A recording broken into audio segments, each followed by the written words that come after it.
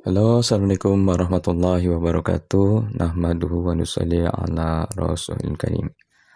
Oke, teman-teman yang masih menonton video Asbab saja, semoga senantiasa sehat, kaya raya, dan bahagia. Oke, teman-teman, kita lanjut lagi belajar kita ya. Hari ini tentang kesadaran ya. Jadi teman-teman, ini kadang-kadang kita lupa ya, kita lupa bahwa kita sebetulnya sudah pernah bertemu dengan Allah, sudah jumpa, sudah janji setia ya. Janji setia bahwa kita hanya cinta kepada Allah SWT, hanya bergantung hanya kepada Allah, hidup mati hanya untuk Allah SWT. Dulu kita pernah janji semua seperti itu di depan Allah SWT. Hari ini banyak orang yang tidak tahu, bahkan lupa, bahkan tidak mau tahu, banyak juga, banyak mengingkari ya. Tetapi pertemuan kita dengan Allah, perjumpaan kita dengan Allah ada di dalam Al-Quran. Di surat Al-A'raf 172 itu bukti bahwa kita ini sudah bertemu dan berjanji, sumpah setia. Bala syahidna, saya bersaksi bahwa Engkau hanya Tuhan kami, gitu ya. Jadi kita ini sumpah setia kepada Allah SWT. Akan terus cinta hanya kepada Allah, mengabdi hanya kepada Allah, beribadah hanya kepada Allah. Tetapi ketika kita diantar ke dunia, kita sudah lupa perkara itu ya. Kita cinta dengan harta, cinta dengan istri, dengan anak. Yang perempuan cinta dengan suami, dengan laki-laki, dengan harta, dengan pekerjaan, dengan hobi ya. Ini yang kita nomor satukan. Sedangkan cinta kita pada Allah kita nomor duakan ya. Bahkan nomor sekian ya. Mungkin 30, mungkin 100 ya. Nah, kita bisa bayangkan pada keadaan umat ya. Tapi bagusnya keadaan kita ya. Bagaimana ketika kita dibenturkan dengan menjalankan perintah Allah dulu atau menjalankan pekerjaan misalnya seperti itu, atau hobi ya. Contoh yang sering kita dengar, kita lihat adalah bagaimana diri kita ini nanti ketika azan untuk sholat, panggilan untuk sholat, panggilan untuk menghadap Allah, untuk beribadah kepada Allah, mana yang nomor satu dulu? Kita tinggalkan pekerjaan kita, kemudian kita beribadah kepada Allah, itu sholat, atau kita lanjutkan pekerjaan kita, lupakan sholat, atau mengakhirkan sholat, atau menunda-nunda sholat. Jika keadaannya seperti ini adalah berarti kita ini sudah lupa kadang bahkan mengingkari janji kita kepada Allah SWT. Ini yang akan menjadikan kita ini nanti akan sengsara ya. Jadi orang-orang yang menduakan Allah ini, jadi adalah menganggap bahwa ada yang lebih hebat daripada Allah SWT. Jadi ini termasuk syirik ya, syirik, tidak syirik seperti syirik jahiri ya. Kalau syirik jahiri kan menyembah patung gitu ya. Tetapi syirik di dalam hati kita, sehingga dikatakan syirik hobi. Ada dalam lembutnya lagi syirik hobi ya, syirik yang lebih lembut lagi, yang tidak kita sadari. Jadi sering kita dengar bahwa Allah SWT yang Maha Pengampun, mengampuni segala dosa-dosa kita, kecuali syirik. Kenapa syirik itu tidak diampuni Allah SWT? Karena kita menganggap bahwa ada yang lebih hebat daripada Allah, ada yang tandingan, mempunyai kekuatan tandingan selain Allah. Ya, menjadi tandingan yang mempunyai kekuatan selain Allah. Tetapi ulama ma'rifat mengatakan bahwa kenapa syirik tidak diampuni? Karena kita sudah melanggar janji. Ya, melanggar janji ini. Ada sebagian ulama ma'rifat seperti itu ya.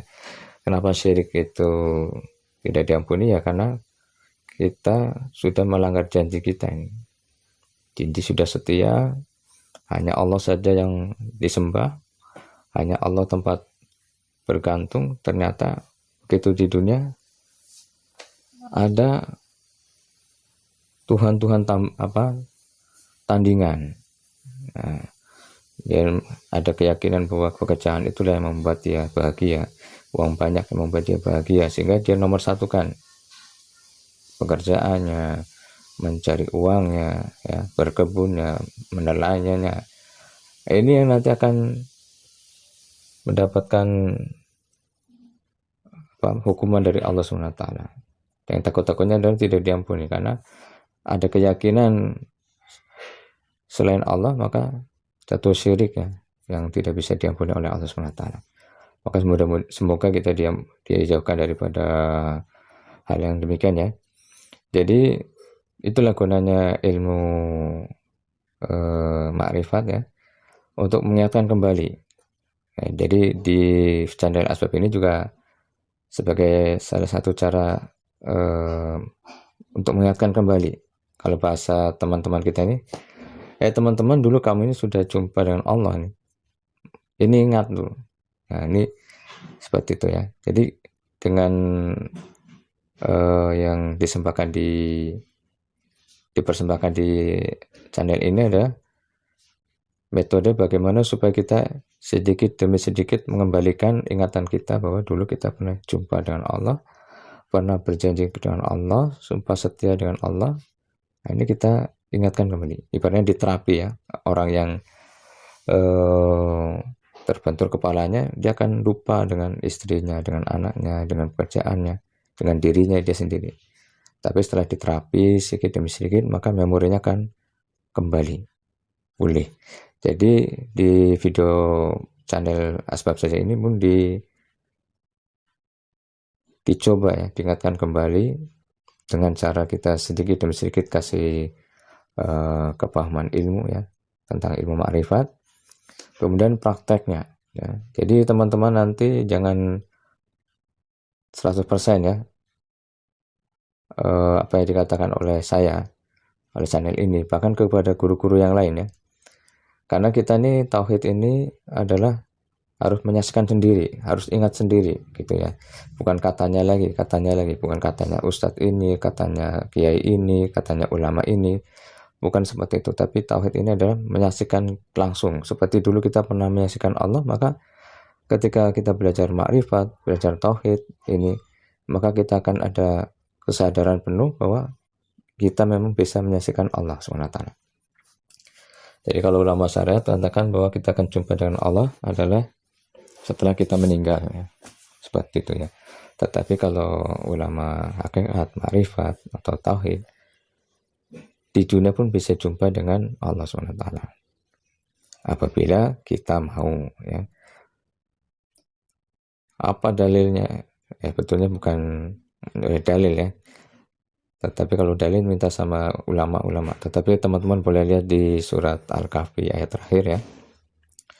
Di situ Allah SWT menawarkan kepada kita, barang siapa ingin berjumpa dengan Allah, maka buatlah amal soleh dan tidak mensyirikan. Nah, seperti itu ya, kurang lebih artinya seperti itu. Nanti dicek lagi teman-teman di surat Al-Kahfi ayat yang terakhir.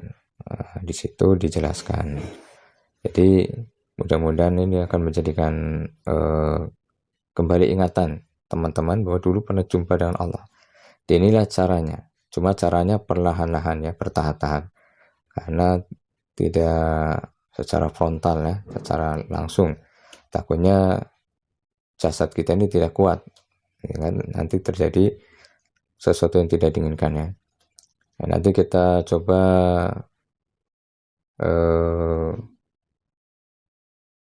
sharing tentang bagaimana perjalanan mungkin seperti Nabi Musa ya, bagaimana Nabi Musa dari nol sampai jumpa dengan Allah. Kemudian bagaimana Nabi Muhammad SAW bisa jumpa dengan Allah. Seperti itu ya. Nanti kita insya Allah akan bahas di video selanjutnya biar tidak terlalu panjang. Mudah-mudahan semoga tetap sehat, kaya raya dan bahagia.